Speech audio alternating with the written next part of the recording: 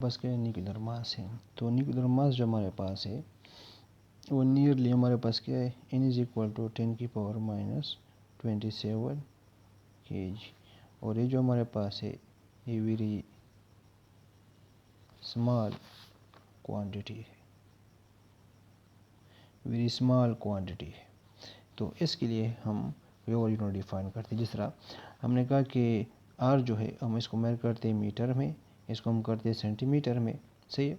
लेकिन atomic scale पे हम इसको डिफाइन करते हैं आस्ट्रा में, सही। एटॉमिक यूनिट ऑफ लेंथ क्या है, आस्ट्रा है। तो इसके लिए हम इसके लिए एटॉमिक यूनिट डिफाइन करते हैं, इसके लिए भी है। तो इसके लिए हम क्या डिफाइन करते हैं, इसके लिए हम डिफाइन करते हैं, define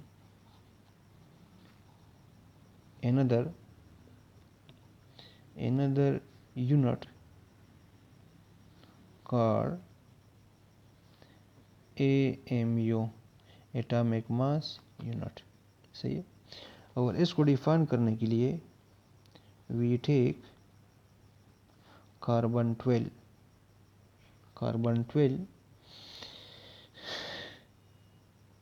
as a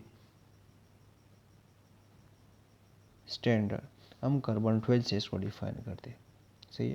carbon 12 mean कि कार्बन के न्यूक्लियस में जो नंबर ऑफ प्रोटॉन है, number of proton plus number of neutron हमारे पास 12 है। तो हमारे पास किस तरह डिफाइन करते हैं कि mass of 1 mole of atoms of carbon 12 इसका। तो हमारे पास क्या है, जो कार्बन 12 है, जो हमारे पास क्या है, इसका जो मास है वो 12 kg है। मीन इसमें नंबर ऑफ प्रोटॉन और नंबर न्यूट्रॉन 12 है, सही है। या हम इसको इस तरह लिखते हैं कि मास ऑफ 1 मोल किसके बराबर है, 6.23 इंटू 10 की पावर क्या है हमारे पास, ये हमारे पास बराबर है 26 एटम्स है ऑफ किसके, कार्बन 12 के। ये बराबर है 12 kg के। हमने 1 मोल क्या ले लिया, इस फॉर्म में ले लिया। ये हमारे पास है mass of 1 atom of carbon 12, ये किसके बराबर होगा, इसलिए इतने का मास 12 है तो 1 का कितना होगा, सो 12 डिवाइडेड बाई 6.23 इंटू 10 की पावर 26, ये होगा। ये हमारे पास kg है। तो यहाँ से हमारे पास मिलेगा, इसका जो हमारे पास मास मिलेगा वो मिलेगा 1.66 इंटू 10 की पावर -27 kg। ये हमारे पास क्या मिलेगा, ये हमारे पास मास मिलेगा। तो ये जो हमारे पास मास मिलेगा इसका मीन वो mass of 1 atom of carbon 12 इतना मिल गया। तो इसको हम कहते हैं 1 AMU। तो 1 AMU इसके बराबर भी 10 की पावर -27। तो हमने कहा था कि इतना इसका मास अप्रॉक्सीमेटली। तो 1 AMU जो है वो इतने kg के बराबर है। तो हम कहते हैं कि so the mass of the mass so the mass of one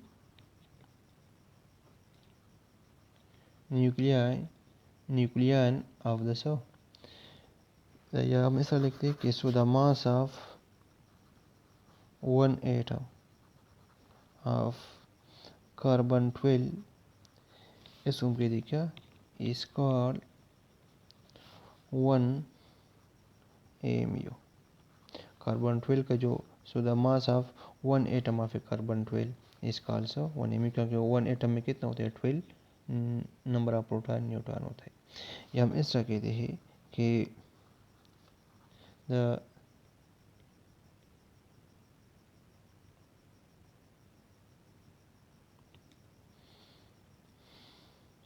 तो फिर हमारे पास क्या है, हमारे पास ये तो हमारे पास ये हो गया 1 mu। तो हम इसको डिफाइन करते एक और तरीके से। किस तरह डिफाइन करेंगे कि इसको हम इन टर्म ऑफ एनर्जी लेते। एनर्जी में हमारे पास क्या आएगा, mean in term of energy हम डिफाइन करते। सो एनर्जी यूनिट डिफाइन करते कि 1 mu कितने अमाउंट ऑफ एनर्जी के बराबर है। सही है।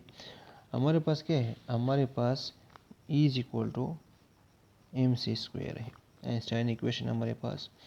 तो E will be is equal to mass कितना है 1 mu। हमें ये पढ़ना है कि 1 mu जो है ये कितने अमाउंट ऑफ एनर्जी के बराबर है।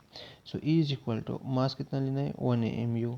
1 mu बराबर है 1.66 इंटू 10 की पावर से -27 kg, इसके बराबर है। और स्पीड बराबर है 10 इंटू 10 की पावर -8 मीटर पर सेकेंड। तो यहाँ से हमारे पास मिलेगा E will be is equal to 1.49 into 10 की पावर 10 जूल। मीन 1 mu जो है 1 mu में हमारे पास इतने एनर्जी में 1 mu is equal to that amount of energy. लेकिन हमने ये भी पढ़ा है कि सिंस 1 इलेक्ट्रॉन वोल्ट जो हमारे पास है ये बराबर है 1.6 इंटू 10 की power -19 joule. And 1 joule will be is equal to 1 divide by 1.6 into 10 की पावर -19 इलेक्ट्रॉन वोल्ट। क्योंकि इसको इधर शिफ्ट करें तो आपको 1 जूल मिलेगा। इसको यहाँ पे पुट कर ले, इक्वेशन 1 कर ले, इसको पुट कर ले इक्वेशन 1 में, जूल की जगह पुट कर ले। सही है।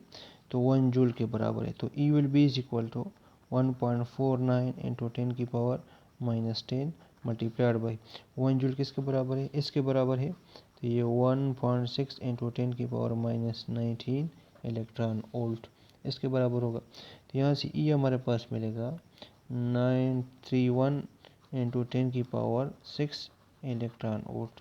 तो 1 mu इतने एनर्जी के बराबर है टर्म ऑफ इलेक्ट्रॉन वोल्ट। या ये हम लिखते E इज इक्वल टू 931, ये बराबर है मेगा से इंटू EV। सो 1 mu बराबर है 931 MeV ऑफ एनर्जी, इसके इक्वल है। So 1 mu of mass is actually 931 MeV of energy.